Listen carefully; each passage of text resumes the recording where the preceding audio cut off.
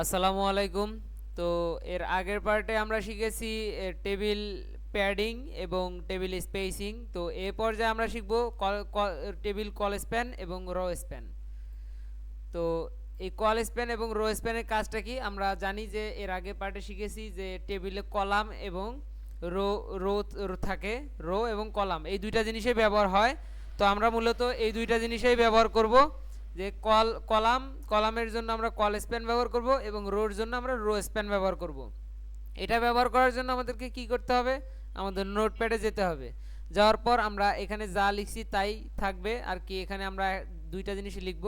Suppose আমি চাচ্ছি যে এখানে রান করে দেখি, এখানে হোম এবং নেম এবং হোম এখানে দুইটা বক্স আছে। আমি চাচ্ছি এই নেমটাই শুধু এই দুইটা বক্স মিলে একটা বক্সেই যেন থাকে, এইটা আমি চাচ্ছি। তো এটা করার জন্য আমাদেরকে কি করতে হবে, অবশ্যই এখানে প্রথমত এই নাম এইটা আমাকে পুরো টিএইচটা কেটে দিতে হবে,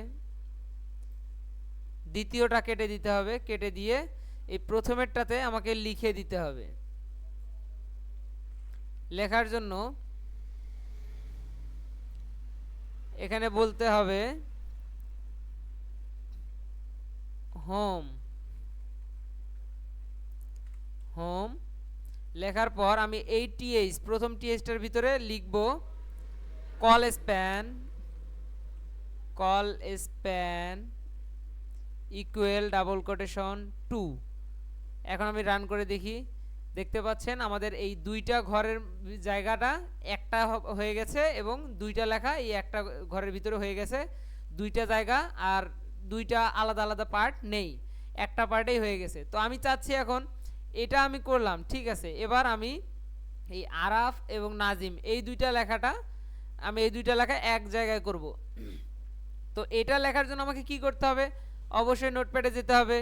যাওয়ার পর আমাকে এই নাজিম লেখাটা যে আমাদের ডাটার ভিতরে আছে টেবিল ডাটা, এই লেখাটা আমাকে পুরোটাই উঠাই দিতে হবে। এভাবে উঠাই দিলাম। দেওয়ার পর উপরে আরাফের এই সাইটে আমি একটা অ্যান্ড দিব, দেওয়ার পর লিখব নাজিম। নাজিম ব্যবহার করার পর এই টিডির ভিতরে, এই টিডিটার ভিতরে একটা স্পেস দিয়ে বলতে হবে রো স্প্যান। মনে রাখবেন, অবশ্যই মনে রাখতে হবে, নাহলে হবে না। Rho span equal double quotation, এবার দিব আমরা 2। এবার আমরা রান করে দেখব। অবশ্যই উপরে উপরে যেটা লিখছিলাম এটা কল স্প্যান, মানে আমাদের কলামটা নিয়ে নিছিল। আর এই রো স্প্যান আমাদের দুইটা রোর, মানে এটা একটা লাইন এটা একটা লাইন, এই দুই লাইন থেকে একটা একটা করে রো নিয়ে নিছে।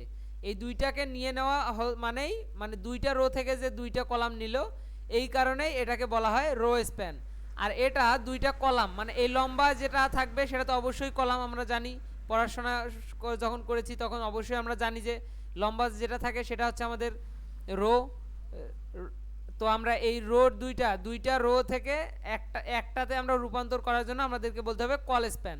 যেহেতু এই কলামগুলো আলাদা, রোগুলো আলাদা, এই জন্য আমাদের এভাবে লিখতে হয়। তো আশা করি বুঝতে পারছেন। অবশ্যই লাইক কমেন্ট শেয়ার করবেন এবং সাবস্ক্রাইব করতে ভুলবেন না। সবাইকে আসসালামু আলাইকুম।